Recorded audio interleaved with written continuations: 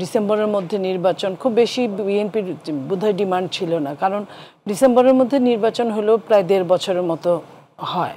মার্কিন যুক্তরাষ্ট্র তো প্রত্যেকটা দলের তার নির্বাচন করবার অধিকার তো আছে, প্রত্যেকটা দলে তার নেতা কেউ নির্বাচন করবার অধিকার আছে। ডাবল স্ট্যান্ডার্ড কথা অনেক ক্ষেত্রে সরকার বা সরকারের হ্যান্ডসগুলো বলছে। আমাদের বিভিন্ন দলের বিভিন্ন রকম মতপার্থক্যের জায়গা আছে। প্রিয় দর্শক, আসসালামু আলাইকুম। সবাইকে আমন্ত্রণ জানাচ্ছি মাই টিভি 50 মিনিটস আয়োজনে। সপ্তাহে 2 দিন শনি রবিবার এই অনুষ্ঠানটি নিয়ে উপস্থিত হই আমরা। পুরো অনুষ্ঠান জুড়ে আমি এস এম তানভীর থাকবো আপনাদের সাথে। প্রিয় দর্শক, এই অনুষ্ঠানে আমরা আমাদের চারপাশে ঘটে যাওয়া সমসাময়িক বিষয়গুলি নিয়ে আলোচনা করি দেশের বর্তমান প্রেক্ষাপট, রাজনৈতিক, অর্থনীতি সহ জনসম্পৃক্ত বিষয়গুলো নিয়ে। আজকে মূলত আমরা আলোচনা কেন্দ্রবিন্দু রেখেছি রাজনৈতিক ঐক্য ও আগামী নির্বাচন।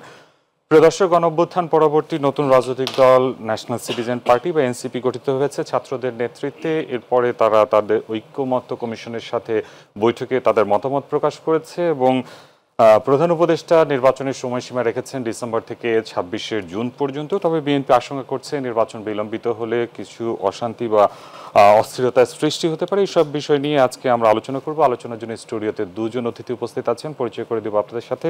প্রথমে আমার বাঁ পাশে আছেন নীলুফার চৌধুরী মনি, সাবেক সংসদ সদস্য বিএনপি। ধন্যবাদ। এরপরে আছেন শহীদুদ্দিন মাহমুদ স্বপন, সাধারণ সম্পাদক জেএসটি।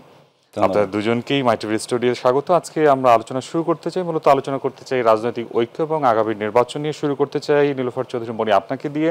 বিএনপি এরই মধ্যে 2 দফায় ঐক্যমত্য কমিশনের সাথে বৈঠকে বসেছে গত বৃহস্পতিবার এবং আজকে আবারও আগামী 22শে এপ্রিল তারা সময় নির্ধারণ করেছে জাতীয় ঐক্যমত্য কমিশনের সাথে বৈঠকের। আসলে বৈঠকে কতটুকু ফলপ্রসূ হয়েছে এবং কতটুকু ঐক্যমতে পৌঁছাতে পেরেছেন আপনারা?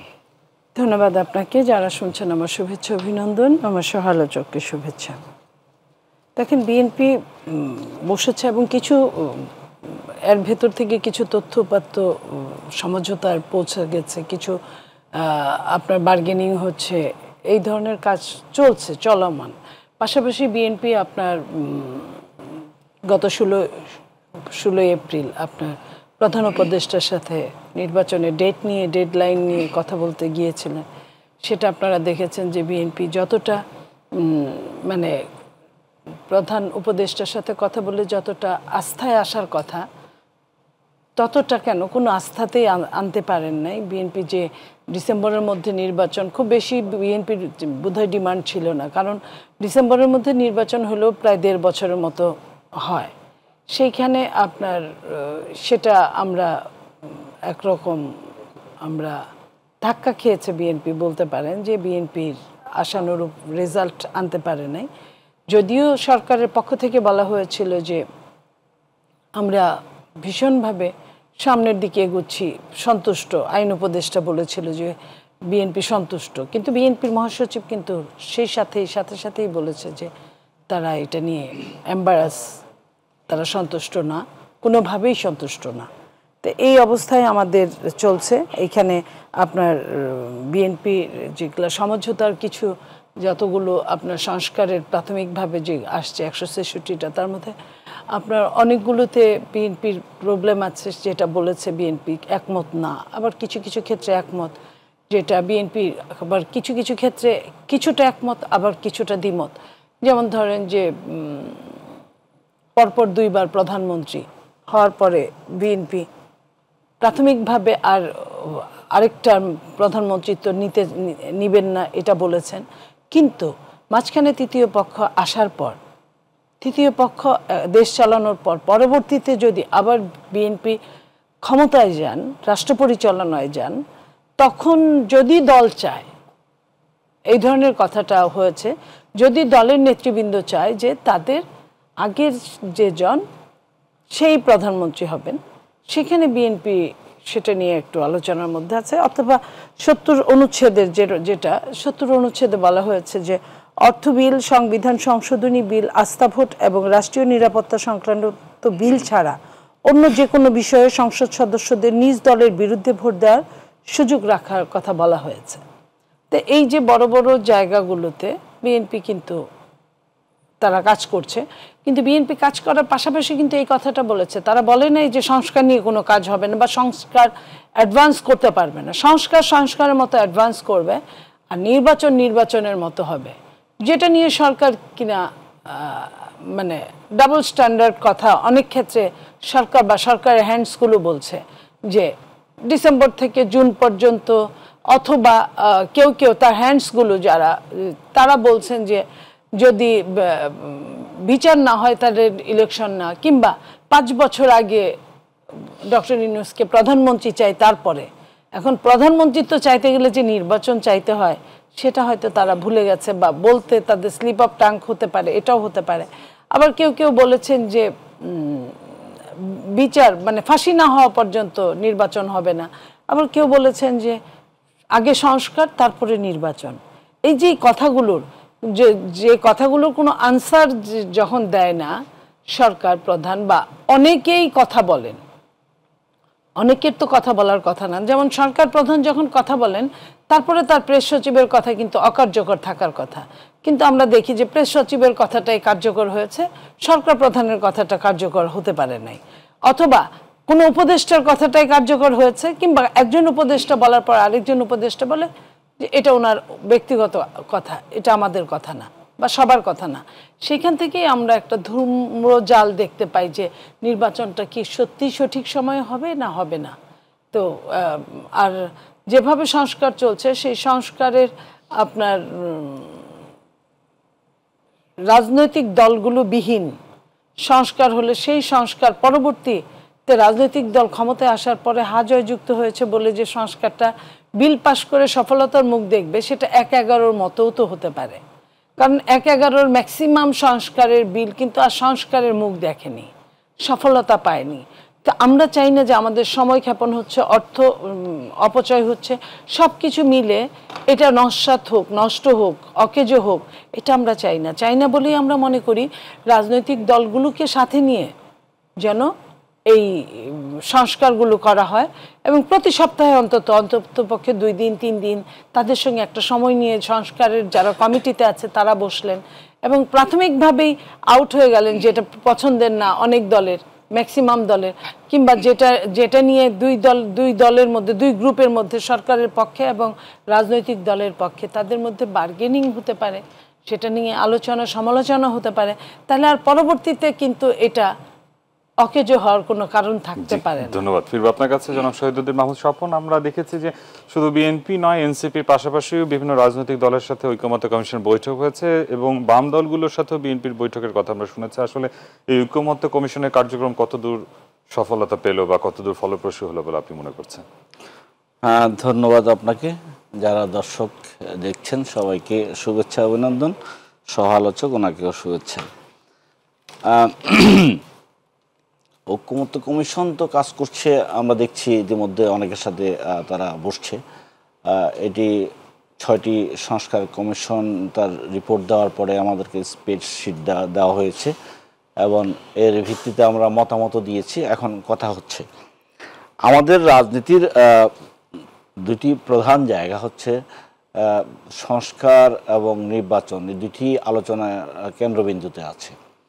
আমরা মনে করছি যে যেহেতু কমিশন এখন সংস্কারের বিষয় নিয়ে কাজ করছে, যেমন বিএনপির সাথে পরপর 2 দিন মিটিং হলো, অন্যদের সাথে মিটিং হচ্ছে, আমাদের দলের সাথেও মিটিং হবে।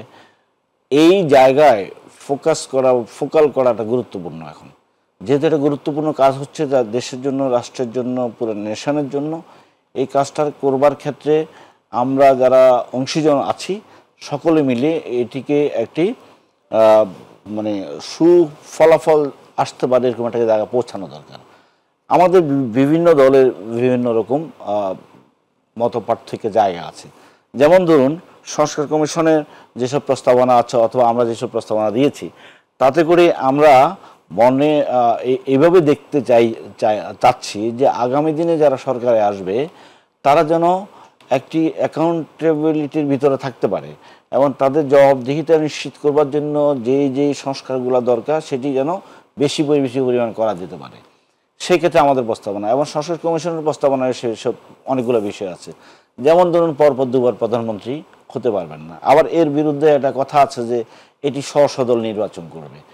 কিন্তু মার্কিন যুক্তরাষ্ট্র তো প্রত্যেকটা দলের তার নির্বাচন করবার অধিকার তো আছে, প্রত্যেকটা দলে তার নেতা কেউ নির্বাচন করবার অধিকার আছে।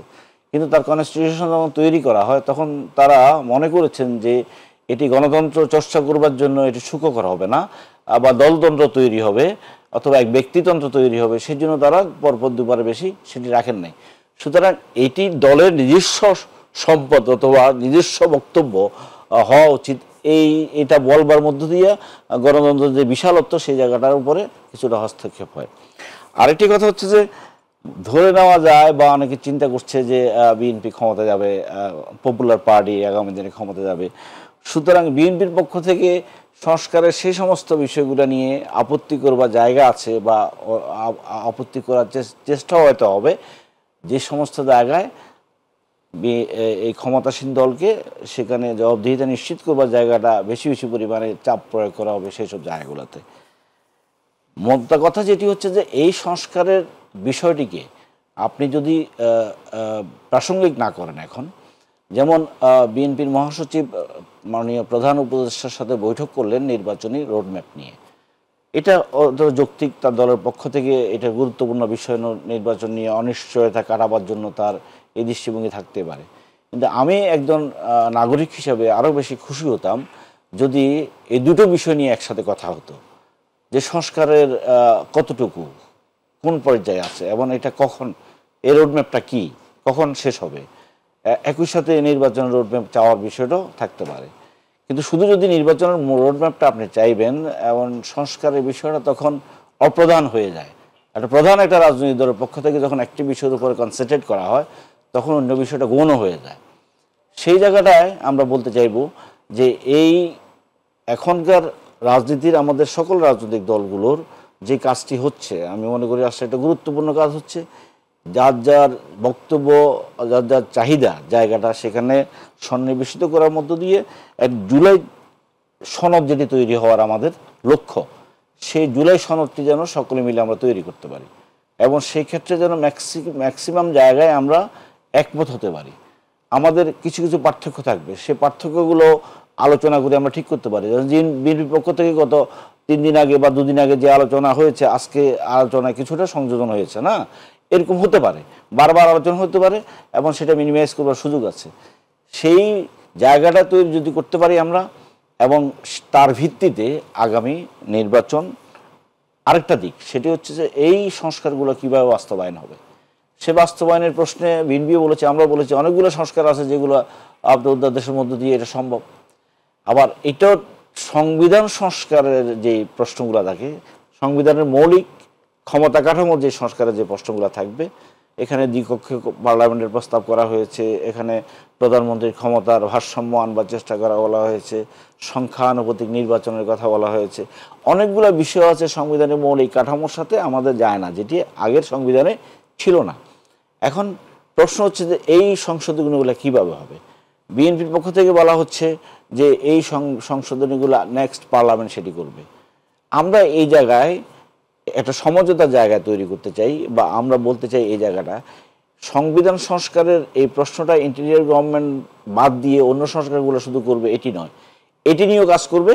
আর এটি নিয়ে যেখানে যেখানে আমাদের একমত হবে সংবিধান সংস্কারের প্রশ্নে, সেটিকে ন্যায়সঙ্গত করবার জন্য, সেটিকে যুক্তিসঙ্গত করবার জন্য, সেটিকে সংবিধান সম্মত করার জন্য আমরা বলেছি জাতীয় সংসদ নির্বাচন এবং সংস্কার সভার নির্বাচন একসাথে হওয়ার জন্য, বিলম্বিত করবার জন্য না। যে নেক্সট ইলেকশনটা হবে সেই ইলেকশনটা একই সাথে এটার নাম সংস্কার সভার নির্বাচন হবে। অর্থাৎ এটা বলবার চাইছি যে সংবিধান বিষয়ক যে সংস্কারগুলো আছে সেই সংস্কারগুলো করবার জন্য এই সংবিধান সভার নির্বাচনটা দরকার। এটার মধ্য দিয়েই আপনার বৃহত্তর জনগণের যে ম্যান্ডেট নেওয়া দরকার সংবিধানের মৌলিক সংস্কারের প্রশ্নে সেটা হয়। আর একই সাথে জাতীয় সংসদ নির্বাচনের সাথে এটার কোনো বৈধতা তৈরি হয় না বা এটা সময় ক্ষেপণের বিষয় তৈরি হয় না, প্রলম্বিত করা তৈরি হয় না। আমরা একটি বেসরকারি বিশ্ববিদ্যালয়ের ছাত্রদল কর্মী নিহত হয়েছেন এবং ছাত্রদল সভাপতি বলেছেন যে এর সাথে বৈষম্য বিরোধী ছাত্র আন্দোলনের 5 জন জড়িত এবং নির্বাচন নিয়ে যে বিভেদগুলো সৃষ্টি হচ্ছে, বিশেষ করে এনসিপির সাথেও কিছু রাজনৈতিক বিভেদ রয়েছে, মনে হচ্ছে বিএনপির সাথে এনসিপির রাজনৈতিক দূরত্ব কিছুটা বাড়ছে। আপনার কাছে কি মনে হয়? দেখেন, বিএনপি তো একটা বড় সংগঠন, বিএনপি অনেক দিনের পুরানো সংগঠন, সেখানে বিএনপি এনসিপিকে কোনো প্রতিদ্বন্দ্বী মনে করে না, তাদেরকে নতুন দল হিসেবে কিন্তু আপনি খেয়াল করেছেন যেদিন দলটার ঘোষণা হয় আমাদের নেতৃবৃন্দ গিয়েছিল, তাদেরকে মোস্ট ওয়েলকাম করেছেন এবং তাদেরকে সহযোগিতা করার জন্য যত রকমের আশ্বাস দিয়েছেন। তো এখন তারা যদি মনে করে, এবং দেখেন এনসিপির প্রধান নাহিদ সে কি বলেছেন 2-1 দিন আগে, যে একটি দলকে সরিয়ে আরেকটি দলকে বসাতে গণ অভ্যুত্থান হয়নি। এর অর্থটা কি বলতে চাচ্ছেন? তারা একাই কি গণ অভ্যুত্থান করেছেন? আর দল বিএনপি 15 বছর 18 বছর ফিল্ডে থাকার একটা দল, তারা তো একদিনের জন্য উঠে যায় নাই। পিছন থেকে কারা কি করলো, সামনের তারা বুঝতেও পারলো না। তারা নিজের হিরো মনে করছে, হিরো মনে করতে করতে তাদের এখন কি অবস্থা, একটা দল সৃষ্টি হওয়ার আগেই ধ্বংসের পথে চলে গেছে। আজকে দেখেন ছাত্র দলের যে ছেলেটা আমাদের নিহত হয়েছে, কোনো ঘটনা না ঘটলে ছাত্র দলের প্রেসিডেন্ট সেক্রেটারি এমন মন্তব্য করতে পারে না। নিশ্চয়ই সময় যত যাবে এটা আরও ক্লিয়ার হবে, আপনারাও এটার অনেক পক্ষে বিপক্ষে যুক্তি পাবেন, আপনারা উইটনেস থাকবে। তো সেইখানে আমি ওটা উইটনেসের উপর এবং সামনের দিনের জন্য রেখে দিলাম। আমি শুধু এটুকু বলতে চাই যে যারা বিএনপিকে বলে চাঁদাবাজ, বিএনপিকে বলে ওই যে একটা দলকে সরিয়ে আরেকটা দল এরকম করে নেগলেক্ট করতে চায়, তারা কি? তারা 2 দিন আগে 1000 টাকার জন্য পোস্ট দিয়ে আত্মহত্যা করতে যাওয়া নেতারা, তখন তার নেতা ছিল না, কারণ অকারণ আত্মহত্যা করার কথা 1000 টাকার জন্য। সেই মানুষগুলো এখন প্রাডো গাড়ি চালায়। গাড়ির তেলটা কোথায় পায়? যারা ঢাকা ইউনিভার্সিটি থেকে নীলক্ষেত পর্যন্ত পায়ে হেঁটে এসে বা নিউ মার্কেট পর্যন্ত 5 টাকা বাঁচানোর জন্য পায়ে হেঁটে আসতো, সেই মানুষগুলো ওই 5 টাকা দিয়ে পরে কাজ করতো 2 দিন 3 দিনের 5 টাকা বাঁচিয়ে। সেই মানুষগুলো এখন দিনকে রাত, রাতকে দিনে পরিণত করছে। তো জনগণ তো বুঝে বলেই এখন আর তারা ডাকলে কেউ লোক হয় না। চল রাজুতে কেন, এখন রাজুর চেয়ে বড় কোনো জায়গা দেখাইলেও আর কোনো লোক আসে না। তো এই যে একটা দলের 1 মাস 1.5 মাস বয়স হওয়ার আগেই ধ্বংসের পথে, সেটা তো বিএনপি করে নাই। তারা তাদের জন্যই তাদের আজকে এই অবস্থা, এবং তাদের জন্যই তাদের হবে। কেউ উঠলেও তাদের জন্য। বিএনপির শহীদ প্রেসিডেন্ট জিয়া রহমান একজন ছিল বলে আমরা বুক ফুলিয়ে বলতে পারি যে একজন জীবন্ত জিয়ার চেয়ে একজন মৃত জিয়া অনেক শক্তিশালী। আমরা দেখেছি এখন পর্যন্ত এত ঝড় ঝাপটা আমাদের উপর দিয়ে গিয়েছে, এবং এখনও আপনার দেখেন কি পরিমাণ আমাদের বিরুদ্ধে প্রোপাগান্ডা, ষড়যন্ত্র। আমরা বলবো না আমরা মানুষ, আমরা ফেরেশতা না যে আমরা কোনো ভুলই করি না। টুকটাক ভুল হবেই বড় দল থাকলে, কিন্তু যেভাবে বিভিন্ন দলগুলো, কিছু দলগুলো লাইক আপনার যারা এখন সরকার চালাচ্ছে, তারা যেভাবে কথা বলছে বিএনপিকে নিয়ে, এবং চাঁদাবাজি তারাই করছে, বড় বড় চাঁদাবাজি, এবং সরকার তারাই চালাচ্ছে। এই তারা 2-1টা দলই সরকার চালাচ্ছে, কেউ নতুন দল, কেউ আগের আপনার এফেক্টেড দল, মানে আপনার একটা যে দলের অনেক রকম তাদের নিয়ে অনেক কথা আছে নেগেটিভ, সেই দলগুলো তারাই দেশ চালাচ্ছে। অথচ বিএনপির নামে এই কথাগুলো বলছে। বিএনপির কিছু মানুষ বিএনপির নাম ধরে হইতে পারে যে তারা ছোটোখাটো জায়গায় কিছু বিশৃঙ্খলা হয়েছে, এবং সেটার শাস্তিও আমাদের দল থেকে, আমাদের দলের নেতা জনাব তারেক রহমান করেছেন, সেইখানে তারা বলছে। অথচ তারা কত বড় বড় কাজগুলো করছে, সেটার কোনো কিছুই হচ্ছে না। এই জন্য আমরা বলি যে আমরা ওই দল উঠুক। বাংলাদেশে এখন সত্যিকার অর্থে অনেকগুলো দল আছে আপনার নিবন্ধনকৃত, কিন্তু সত্যিকার অর্থে যোগ্য দল কিন্তু অনেক কম আছে। আমরাও চাই যে সত্যিকার, দেখেন বিগত পতিত আপনার ফ্যাসিস্ট যদি তার একজন যোগ্য বিরোধী দল থাকতো বা হতে দিত, সত্যিকার ভোটটা হতো, তাহলে বিরোধী দলটা হতো, ছায়া সরকার হতো, সে এত স্বৈরাচার হতে পারতো না। আমরা চাই স্বৈরাচার হওয়ার সুযোগ হওয়ার আগেই যেন ভালো একটা বিরোধী দল হয়, ভালো একটা আপনার ছায়া সরকার হয়। তো এই জিনিসটা আমরা চাই বলেই আমরা চাই যে তারা কথা বলুক, তারা আসুক, আলোচনায় আসুক, তারা অনেকগুলো সিট পাক, আসন পাক। অনেকগুলো আসন না পেলে তো সঠিক বিরোধী দল হতে পারবে না, যেই হোক, যাদের দলই হোক। সেইখানে তারা যে ধরনের কথা বলে যে বিএনপি ইলেকশন হলে বিএনপি রাষ্ট্রীয় পরিচালনার দায়িত্বে আসতে পারে, এই জন্য নির্বাচন চাই না। কারণ আমরা এই সুযোগটা পাবো না। যে কোনো জায়গায় গেলে একটা ডিসি রিকোজিশন করে আমাকে গাড়ি দিবে না। একজন ডিসি বা এসপি তার নিজস্ব আসনটা ছেড়ে দিয়ে, তার রুম ছেড়ে দিয়ে আমাকে মিটিং করার সুযোগ দিবে না। তো এই জায়গাগুলো যখন তারা পাচ্ছে, তারা কেন নির্বাচন চাবে? এই জন্যই তারা বলে যে 5 বছর প্রধানমন্ত্রী ইনিই থাকুক যিনি আছেন। অথচ উনি কিন্তু থাকার জন্য রাজি আছে বলে আমার মনে হয় না। কারণ একজন গ্লোবাল লিডার, তার তো অনেক অনেক রকম তার সুনাম, এবং সে প্রত্যেকটা দেশে গিয়েছে, অনেক মানে সুনাম অর্জন করছেন, অনেক কিছু পাচ্ছেন। একটা মানুষের জন্য আর কি লাগে? অত শত সুনামের হাতছানি রেখে আপনার বাংলাদেশের মতো একটা মানে তৃতীয় বিশ্বের দেশের রাষ্ট্র পরিচালনার দায়িত্বে থেকে এত সমালোচনার অধিকারী হতে চাওয়ার মতো আমার কাছে বোকা তাকে মনে হয় না। তো এই যে তাকে বিভিন্নভাবে বাস্ট করার জন্য এই ধরনের কথাগুলো বলছে, কারা বলছে? যাদের সরাসরি লাভ জড়িত তারাই বলছে, তারাই বিভিন্ন জনকে দিয়ে এই চেষ্টাগুলো করছে। তো আমরা বলতে চাই যে আমরা কখনো কারো শত্রু ছিলাম না। বিএনপি একটা উদারনৈতিক দল, এখানে প্রত্যেকেই আর্গুমেন্ট করতে পারে, প্রত্যেকেই সমালোচনা করতে পারে, এবং সমালোচনা করার পরেও ওই দলে আবার আসতে পারে, মানে এসে কথা বলতে পারে। আমরা এই টাইপের, আবার পেছন দিয়ে তারাই কিন্তু আবার 100টা সিট চাওয়ার জন্য লবি করে। তো এইটা তাদের জন্য মানায়, তাদের জন্য, কারণ যার অনেক কিছু নাই, হারানোর ভয় নাই।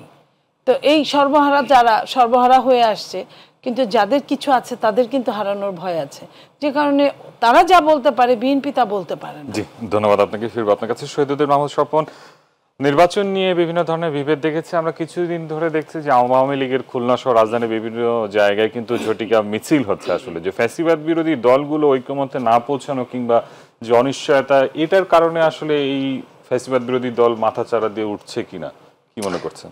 জি, আমি এই আলোচনা যাওয়ার আগে যে কথাটি আলোচনা আপাস করলেন, সেটি হচ্ছে যে একটি দলকে ক্ষমতা পাঠানোর জন্য নির্বাচন নয় বা এই জাতীয় কথা এনসিপি থেকে বলা হচ্ছে।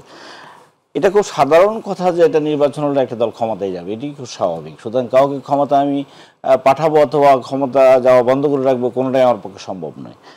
বিষয়টা হচ্ছে যে আমরা যে গণ অভ্যুত্থানের মধ্য দিয়ে যে প্রশ্নটি আমাদের সামনে আসছে, সেটি হচ্ছে যে যারা আগামীতে নির্বাচিত হবেন, ক্ষমতা যাবেন, দেশের শাসন পরিচালনার দায়িত্বে থাকবেন, তারা শেখ হাসিনার মতো একটা ফ্যাসিস্ট শাসকে পরিণত হবেন না। তারা গুম খুম হত্যা করবেন না, আয়নাঘর তৈরি করবেন না, রাজনৈতিক অধিকার হরণ করবেন না, দেশের সম্পদ লুট করবেন না, ব্যক্তির শাসন বলতে দেশের শাসন হিসেবে চালিয়ে দিবেন না, এবং প্রতিবেশী দেশের সমস্ত স্বার্থ রক্ষা করবার জন্য এই জনগণের উপরে সমস্ত দায় চাপিয়ে দিবেন না। সেরকম একটি আগামী সরকার আমরা চাইব। সেই সরকারটি চাইবার জন্য আমরা যে সংস্কার সুরক্ষা, আমি এটা সুরক্ষা বলতে চাই, যে আগামী সরকার যেন ফ্যাসিস্ট না হয়ে ওঠে, শেখ হাসিনার মতো পালিয়ে যাওয়ার মতো আরেকটি অবস্থা যেন তৈরি না হয়, সেটি নিশ্চয়তা দেওয়ার জন্য গণ অভ্যুত্থানটা তৈরি হয়েছে। সেই জায়গায় যে এই সংস্কারগুলো করবার মধ্য দিয়ে আমাদের একটা জনগণের ভোটে ম্যান্ডেটে নির্বাচিত সরকার যেন জনগণের সরকার হিসেবে থাকতে পারে 5 বছর পর্যন্ত, সেই জন্য যে সংবিধান, আইন, বিধিবিধানের যেসব জায়গাগুলোতে সংস্কার দরকার, এবং তাকে ফ্যাসিস্ট হওয়া রোধ করবার জন্য যেই রক্ষা করবার যে জায়গাগুলো দরকার, সেগুলো রিপেয়ার করা দরকার, সেটা আমরা মনে করি। কিন্তু কাউকে ক্ষমতা দেওয়ার আটকানোর কোনো দায়িত্ব কোনো রাজনৈতিক দল নিতে পারে না। আপনি যেটি বলছিলেন, আমাদের জাতীয় রাজনৈতিক জীবনে যে এক ধরনের অস্থিরতা আমরা দেখছি, আমরা কেউ বলছি অথবা না বললেও পারসেপশনটা এরকম তৈরি হচ্ছে যে বিএনপি বোধহয় শুধু নির্বাচনটাই চায়। আবার এনসিপির দিক থেকে বলা হচ্ছে যে আমরা বিচার এবং সংস্কার ছাড়া নির্বাচন মানি না। জামাত ইসলামীর আমির কালকে বললেন যে উনি বিচার এবং সংস্কার না হলে নির্বাচন প্রশ্নে ওনাদের আপত্তি আছে। এই যে আমাদের রাজনীতিতে গণঅভ্যুত্থান যে সংগঠিত করা শক্তি এবং 15 বছরের ফ্যাসিবাদ বিরোধী লড়াইয়ের আমরা যারা শক্তি, আমরা যারা কাঁধে কাঁধ মিলিয়ে কথা বললাম, লড়াই করলাম, তারা সকলে কিন্তু গণঅভ্যুত্থানের আগেও রাষ্ট্র সংস্কারের দাবি উত্থাপন করেছি। আমরা বিএনপি সহ আমরা সকলে মিলেই কিন্তু রাজনীতিতে 31 দফার সংস্কার কর্মসূচি যুগপৎ দ্বারা এনেছি। তো এটা কেন এনেছিলাম তখন মানে জুলাই বিপ্লবের আগেই তো আমাদের এই দাবি, সংস্কারের দাবি কেন এনেছিলাম এই কারণেই যে শেখ হাসিনা যে ক্ষমতা কাটার উপর দাঁড়িয়ে রাষ্ট্রটাকে শাসন করছে, এবং ফ্যাসিবাদ তৈরি করবার বা উৎপাদন করবার একটা কারখানা হচ্ছে যে সাংবিধানিক ক্ষমতা কাঠামো, তার একক সবকিছু আমার এই যে তৈরি করেছে, তার এই আমার সংবিধানের সেই ক্ষমতা তাকে দেওয়া হয়েছে। সুতরাং এটিকে রোধ করবার জন্য আমার যেসব জায়গায় রিপেয়ার করা দরকার, সংস্কার করা দরকার, সেই দাবিটা জুলাই অভ্যর্থনের আগে আমরা উত্থাপন করেছি। জুলাইয়ের পরে এটি আরো বেশি প্রাসঙ্গিক হলো ছাত্ররা যখন বললো বৈষম্যমুক্ত বাংলাদেশ চাই। বৈষম্যমুক্ত বাংলাদেশ মানে হচ্ছে যে আপনার ফ্যাসিস্ট হাসিনা সরকারের বিপরীতে গণমানুষের সরকার কেমন হবে সেই চিত্র। সেই চিত্রের জন্য তো আপনার কিছু আইন বিধিবিধান লাগবে, এই সরকারটা এমন হওয়া উচিত। সেই লক্ষ্যে আমরা যে সংস্কারের কথা বলছি সেটিকেও আমরা রাজনীতির প্রধান ইস্যু করছি। সেই ক্ষেত্রে আজকে বিএনপি সংস্কারের বিশ্বাস করে, সংস্কারের কথা বলছে, কিন্তু কখনো কখনো মনে হয় যেন শুধু সংস্কার নির্বাচনে যায়, এরকম একটা মনে হয়, যেটি একটি আশঙ্কা তৈরি করে বা একটা ভীতি তৈরি করে, বোধহয় বিএনপি এমন কিনা। এনসিপি যখন বলে তখন আরেকটা সংখ্যা তৈরি হয়। রাজনীতিতে এই বিভেদের জায়গাটা যখন গণ অভ্যুত্থানের শক্তির ভিতরে তৈরি হয়, তখন ফ্যাসিস্ট যারা পালিয়ে গেছে, লুকিয়ে আছে, তারা কিন্তু প্রশ্রয় পাওয়ার জায়গাটা তৈরি হয়। ইতিমধ্যে আপনি সেই লক্ষণগুলো দেখেছেন। এবং আরও একটু বলি যে 5 আগস্টের পরে ফ্যাসিস্ট সম্পর্কে আমরা নানা কথা বলেছি। তারা কোথায় ছিল, ক্যান্টনমেন্টে ছিল আমরা জানি। তারা পাড়া মহল্লায়, জেলায় কারা কারা তাদেরকে আশ্রয় দিয়েছে আমরা সেটা জানি। আমার আপা এখানে আছেন, তাদের দলের বিরুদ্ধে অনেক অভিযোগ আছে, অনেক দলের বিরুদ্ধে এসব অভিযোগ আছে, এবং দখল পাল্টা দখল এসব সম্পর্কে অভিযোগ আছে। এই যে কথাটি উনি বলছিলেন যে ছোট অভিযোগ বড় অভিযোগ, যে অভিযোগও হোক না কেন, আপনি গণ অভ্যুত্থানের চেতনার সাথে তো এটা যায় না। যেটি শেখ হাসিনার দল সবকিছু দখল করবার যে রাজনীতিটা করেছে, গণ অভ্যুত্থানের এত রক্তদানের পরে সেই দখলবাজির রাজনীতিটা হবার কথা নয়, হলো কেন? হওয়ার পর বিএনপির মতো বড় দল সেটি প্রতিরোধ করার চেষ্টা করেছে তারা। কিন্তু আমি আর একটা সরকারের কাছে যেটা জানতে চাইবো, বিএনপির পক্ষ থেকে যেটা বলা হয়েছে, তারা বহিষ্কার করেছে, তারা সংশোধন করবার চেষ্টা করেছে, কিন্তু এই ফৌজদারি অপরাধ যারা করছে সরকার কেন তাদেরকে আইনের আওতায় নিচ্ছে? এই অল্প কিছুদিনের মধ্যেই আবার আমরা দেখছি আওয়ামী লীগ কিন্তু মিছিল করছে, এবং এই ঐকমত্য কমিশনের যে সংস্কার প্রস্তাবনাগুলো এসেছে তার মধ্যে কি পুলিশ সংস্কারের প্রস্তাবনা কিছু পেয়েছেন কিনা আপনারা, এবং নির্বাচনের জন্য যে প্রশাসনের প্রয়োজনীয়তা, আসলে সেখানে পুলিশের যে দলীয়করণ করা হয়েছিল সেখান থেকে বের হয়ে পুলিশ সংস্কারের কোনো প্রস্তাবনা আছে কিনা? আসলে ধন্যবাদ আপনাকে, গুরুত্বপূর্ণ একটা বিষয় আপনি আনলেন। সেটি হলো আমরা যেই সংস্কার কমিশনগুলো নিয়ে কাজ করছি সেখানে পুলিশ এবং স্থানীয় সরকার কমিশনে যে সুপারিশমালা এখনও পাওয়া যায়নি, পুলিশ সংস্কার কমিশনের প্রস্তাবনা এখানে আসে নাই। অত্যন্ত গুরুত্বপূর্ণ একটি জায়গা, যেখানে নির্বাচন বলবেন, আইন শৃঙ্খলা বলবেন, জনগণের মানে স্বস্তিতে বেঁচে থাকার কথা বলবেন, যে প্রধান একটা জায়গা হচ্ছে পুলিশ। সেই পুলিশ নিয়ে আমরা কোনো কাজ করছি না, বা সেটি নিয়ে আমাদের রাজনৈতিক দলগুলোর কি মতামত সেটি আমরা বলতে পারছি না। আমাদের দলের পক্ষ থেকে আমরা বলেছি পুলিশ কমিশন গঠন করবার জন্য বলেছি। এখন দেখুন এখন এই মুহূর্তে পুলিশ যেটি কাজ করছে থানা, জেলায়, উপজেলায়, বিভিন্ন জায়গায়, তারা মনে করছে প্রথমত হচ্ছে যে ট্রমাতে থেকে যে পরিমাণ আইন শৃঙ্খলা পরিস্থিতি নিয়ন্ত্রণ করবার জন্য যতটা উদ্যোগী হওয়ার কথা হয় না। এরপরে হচ্ছে যে তারা ভাবে যেটা কারা সাংগঠনিকভাবে শক্তিশালী এবং আগামী দিনে তারা ক্ষমতায় যাবে কারা, এসব পারসেপশন থেকে তাদের কথা এবং তাদের কথা উদ্বোস করবার একটা প্রবণতা আপনি জেলা উপজেলাগুলোতে পাবেন। আপনি এটা পরিষ্কার, আমি অভিজ্ঞতা থেকে বলছি। তো এই অর্থে অনেকেই যখন বলে যে বিএনপি ক্ষমতায় আছে অথবা জামাত ইসলামের প্রভাব আছে, এই জায়গাগুলো কিন্তু সরকারের এই বিভিন্ন জায়গায় কাজ করবার ক্ষেত্রে এই জায়গাগুলো আছে। এখন প্রশ্নটি হচ্ছে যে এই যে ফ্যাসিস্টদের যে উৎপাত যেটি শুরু হয়েছে বলতেন, প্রথম হচ্ছে যে ঐক্যের যে বিভাজনের জায়গা সেটি একটা গুরুত্বপূর্ণ জায়গা। এই প্রশ্নে যদি সংস্কার এবং নির্বাচনের প্রশ্নে যদি জাতি একটি ঐক্যবদ্ধ জায়গায় পৌঁছাতে না পারে, গণ অভ্যুত্থানের শক্তি যারা আছে সকলে মিলে, এবং এই আলাপ আলোচনা শুরু করা এবং সকলের সাথে সকলের কথা বলা। আপনার এনসিপির কথা বলছিলেন, আমি মনে করি এনসিপি আন্দোলনের নেতৃত্ব দিয়েছে, বিশাল একটা সাহসী অবস্থানে ছিল, এবং এই সাহসী অবস্থাটাকে শ্রদ্ধা রেখে তারা কি বলতে চায় তাদের কথা আমরা শুনি, এবং সকলের কথা সকলে শুনে একটা ঐক্যমত্য তৈরি করা দরকার। কিন্তু পরস্পরের দিকে যেভাবে কাদা ছোড়াছুড়ির জায়গা তৈরি হচ্ছে তাতে লাভবান কারা হচ্ছে আমরা পরিষ্কার বুঝি। আমরা বুঝি যে আগামী দিনের রাজনীতি যদি আবার রাস্তা দখলের রাজনীতি হয়ে যায়, তাহলে আমার নির্বাচন, আমার সংস্কার, আমার নতুন বাংলাদেশের বিনির্মাণ করার যে স্বপ্ন সব ধূলিসাৎ হয়ে যাবে। সুতরাং প্রত্যেক পক্ষকে যারা অংশীজন সকলকে এই জায়গায় একজন নাগরিক হিসেবে আমি সতর্ক করতে চাই, আমরা যেটুকু সকলে মিলে একমত হব সেই জায়গাটাকে রূপান্তর করি। ক্ষমতা যে কথাটা বলা হয় যে একদল ক্ষমতায় একদলকে ফেলে আরেক দলকে দেওয়ার বিষয় নয়, সেই ক্ষমতার পালাবদলের জায়গাটাকে আমরা মনে করি ক্ষমতা রূপান্তর করা উচিত। মানে একটি দল ক্ষমতা থেকে গেল আরেকটি দল ক্ষমতা পাঠালাম, এই এই বিষয়টা এমন না হয়ে যে নতুন শক্তির নতুন দল বা যে শক্তি নিয়ে আগামী দিনে ক্ষমতা যাবে তারা যেন ক্ষমতার গুণগত উন্নত বিহেভিয়ারটা জাতির সামনে উপস্থাপন করে, সেই প্রত্যাশাটা যদি থাকবার মতো জায়গা তৈরি করতে পারি তাহলে দেশের মানুষের যে বারবার যে রক্তদান, একটা ছোট্ট কথা বলি আপনাকে, আমি বেশি সময় নেব না। আমার সন্তানেরা রক্ত দিল, বারবার রক্ত দেয়, এখন আমার এই সন্তানদের যে আকাঙ্ক্ষা, আমরা যেইভাবেই বলি না কেন আকাঙ্ক্ষা তো তৈরি হয়েছে, আমার সঙ্গে নতুন বাংলাদেশ দেখতে চায়, আমরা ওনার ছেলে মেয়েরা নতুন বাংলাদেশের স্বপ্ন দেখে, আমাদের মতো করে ভাবে না। আমরা যে গতাগণতিক যে রাজনৈতিক দৃষ্টিভঙ্গির ভেতরে আটকে থাকি, পরস্পরের বিরুদ্ধে কথা বলি, তারা কিন্তু সেই জায়গায় নাই।